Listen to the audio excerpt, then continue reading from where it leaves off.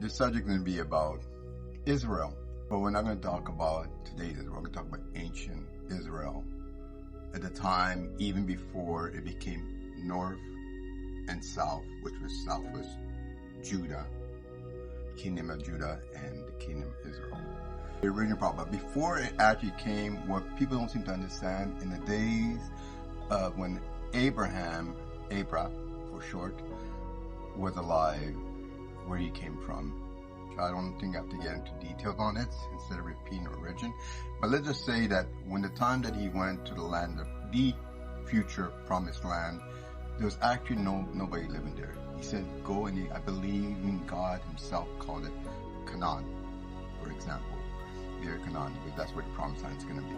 Anyways, but there was actually nobody living there. He went through the whole desert. If you could read all the stories, both from the Jewish perspective of the Talmud, and also you read the Quran, you'll see that he was the only person that was there. So nobody was living there. And he said this will be given to your seeds, to your family. Of course, when God had his first child, his first son was Ismail from his maiden. And supposedly that's where they say the Islamic faith came, and I really don't think that's where it came. I'll explain to you why. Because, and had his son Isaiah, which was his second born, which made it very clear it would be through his seed that land will go to him. And then from there, I believe, he had two sons, Isaac and Esau, and had Esau. And I really believe, because remember, if you look at Ismail with his brother, and plus he had six other brothers, they got along. There was no problem. There was no confrontation. The only one that ever had a confrontation was Isaac's son, between Isaac and Esau. So in reality, that's where I believe the Islamic faith came from, because they always had a fight, and in the end, they kind of reunite and then accept each other. That's exactly what I believe is going to happen with the Islamic and the Jews.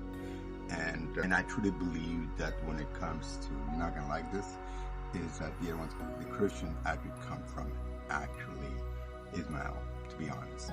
So to continue.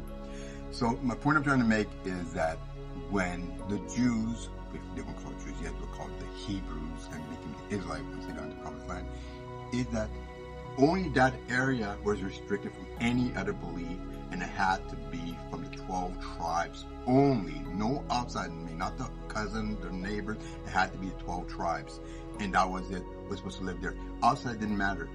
But what Allah, let's use the word like the Muslims use or the Arabs use, is they get the rest of the world with the Christians. They get the majority of the land, freedom. But we, the Hebrews, the Israelites, the Jews, are in prison in this little confined place where we need to stay forever and ever and ever when we all return. So unless all of you want to go there and be imprisoned, because that's exactly what, even though we're going to accept it because we're supposed to be the light, the example, but we're going to be like imprisoned. That's all I want to say. Agree or not, it doesn't really matter. Because think about it. We all need to be in one low place while all of you get all the rest of the world. And remember, we never, even in the Testament, never once we went and slaughtered people outside the territory. It was only in the territory to keep the territory pure, and that's it.